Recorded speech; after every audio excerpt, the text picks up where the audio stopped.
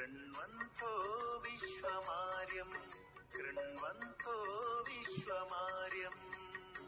आज का शीर्षक है श्री कृष्ण की बसीठी अर्थात दूत कर्म। पांचाल पुरोहित पांडवों का संदेश कौरवों के पास ले गए, परंतु वहां आपत्ति यह उठाई गई कि प्रतिज्ञा में राज्य का लौटना न था। भीष्म की सम्मति थी कि लड़ाई न हो, परंतु कर्ण आदि बिना लड़े मानते ही नहीं थे। अतः धृतराष्ट्र ने संजय को दूत बनाकर पांडवों के पास भेजा। संजय ने बार बार युधिष्ठिर को वैराग्य धर्म का उपदेश किया कि यदि तुम्हारी जय भी हो जाए तो इससे लाभ क्या होगा, कुल की क्षय मुफ्त में हो जाएगी। इस विनाशी संसार में स्थिर पदार्थ तो कोई है ही नहीं, फिर किस लिए लड़ना। युधिष्ठिर ने कहा, हम अपना अधिकार ही तो मांगते हैं, यदि शांति से मिल जाए तो युद्ध की आवश्यकता नहीं। अंत में कृष्ण ने उसे वैराग्य के उपदेश का उत्तर दिया। इन्होंने कहा कि धर्म प्रत्येक वर्ण और आश्रम का अपना अपना है, क्षत्रिय को अपना अधिकार नहीं छोड़ना चाहिए। यह वैराग्य धर्म उस समय कहाँ गया था जब शकुनी ने छल से युधिष्ठिर का राज्य छीना था। उस समय वैराग्य कहाँ गया था जब द्रौपदी का भरी सभा में अपमान हुआ था। विदुर के सिवाय उस समय किसी के मुंह में जबान भी नहीं थी। द्रौपदी ही की बुद्धि ने उस समय पांडवों को मृत्यु के मुख से बचा लिया था, नहीं तो सारे कुल का बंटाधार हो चुका था। अस्तु, अब मैं स्वयं वहां जाऊंगा और दुर्योधन को समझाऊंगा। यदि समझ गया तो मुझे भी पुण्य होगा और कौरवों की भी मृत्यु नहीं होगी, नहीं तो फिर भीम की गदा और अर्जुन के तीर अपने आप निपटारा करा लेंगे। हमारी दृष्टि में पांडव और कौरव एक ही महाद्रुम की शाखाएं हैं, उन्हें इकट्ठा फलना फूलना चाहिए। यह ना हो सके तो जो हो सके वही कीजिए। पांडव संधि के लिए भी तैयार हैं, विग्रह के लिए भी।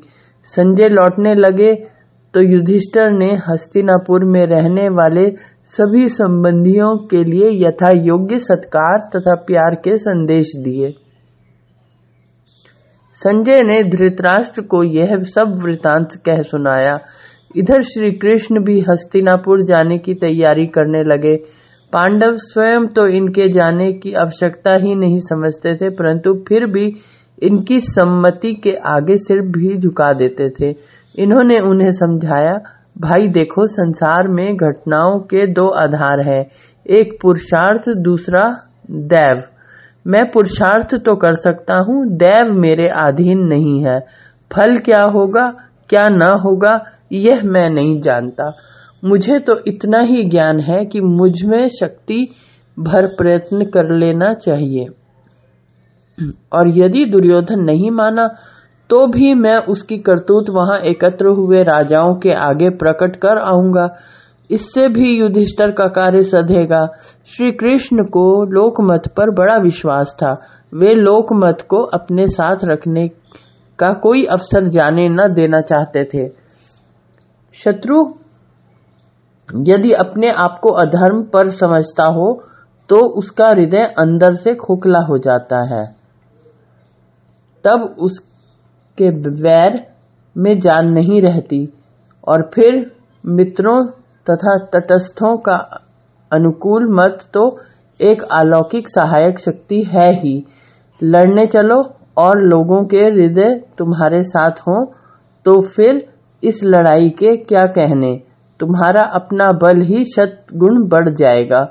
पांडवों के वाद विवाद को शांत कर एक दिन कृष्ण हस्तिनापुर को चल पड़े। रास्ते में सायंकाल हो गया। श्री कृष्ण ने रथ से उतरकर संध्या की। रात वहीं रास्ते में काट दी। दूसरे दिन हस्तिनापुर पहुंचे। बड़े ठाट बाट से इनका स्वागत हुआ। राजा धृतराष्ट्र से मिलकर ये अपनी फूफी पृथा के पास गए। वह बेचारी 13 वर्ष से अपने पुत्रों से बिछड़ी विदुर के यहाँ कष्ट के दिन काट रही थी। कृष्ण को गले लगा लिया और बहुत रोई। उसने कहा, मेरा तो सारा जीवन ही एक दीर्घ आपत्ति है। बचपन में गेंद खेलती को पिताजी ने कुंती भोज के समर्पण कर दिया। कुंती भोज ने कौरवों को अर्पण किया। पहले पतिदेव के साथ वनवास में रही, फिर पुत्रों के साथ लाक्षागृह से निकल जंगलों की धूल छानी। इंद्रप्रस्थ में कुछ आराम मिला था कि फिर पुत्रों से वियुक्त हो गई। पांडवों ने पिता का वियोग देखा ही था, पर माता से कभी अलग न हुए थे। अब पूरे 13 वर्ष मुझसे भी जुदा रहे हैं, न जाने कैसे हैं। फूलों की सेज पर सोने वाली द्रौपदी की जाने बीहड़ जंगलों में कैसी बीती है। अर्जुन की वीरता का भरोसा है। आशा करती हूँ कि दिन पलटेंगे। आप उन सबका कुशल समाचार सुनाएं।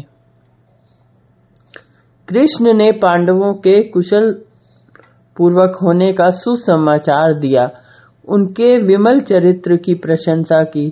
कहा, वे भट्टी में पड़कर कुंदन हो गए हैं। फूफी को ऐसे वीरों की माता होने पर बधाई दी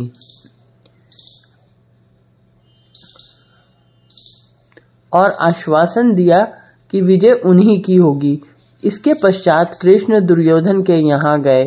उसके यहाँ पर मधुपर्क स्वीकार नहीं किया। तब वह और खाने पीने का प्रबंध करने लगा।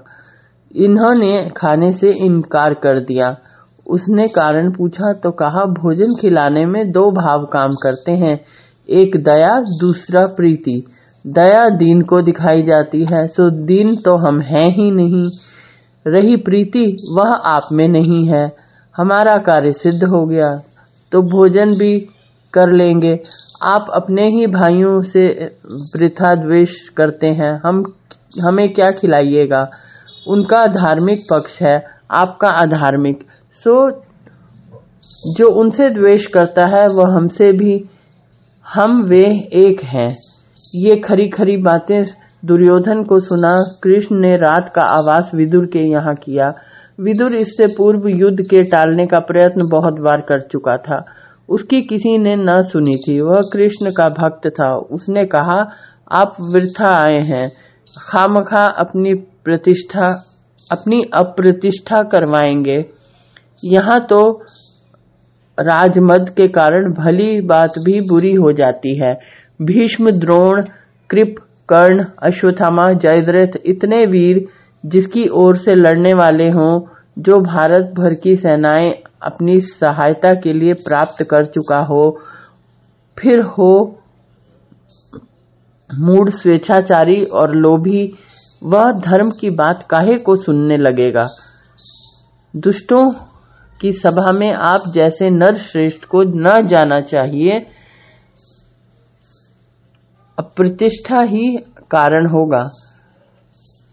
श्री कृष्ण गंभीर होके बोले, दुर्योधन की दुष्टता का मुझे ज्ञान है, परंतु सारी पृथ्वी रुधिर से लथड़ती देख रहा नहीं जाता। कितना रुधिर होने को है, कैसी भयानक आपत्ति संसार पर आएगी, यह सोच विवश हो गया हूँ। ऐसे समय जो मनुष्य इन करोड़ों लड़ैतों को मृत्यु के मुख से खींच ले, वह अत्यंत पुण्य का भागी होगा। यह भीड़ दुर्योधन और कर्ण की लाई हुई है, इन्हें समझाऊंगा। लाख बैरी हो, आखिर अपने हैं। जो मित्र को किसी व्यसन का शिकार होता देख बचाता नहीं है, वह क्रूर है। आपत्ति में पड़ते आदमियों को केशों से पकड़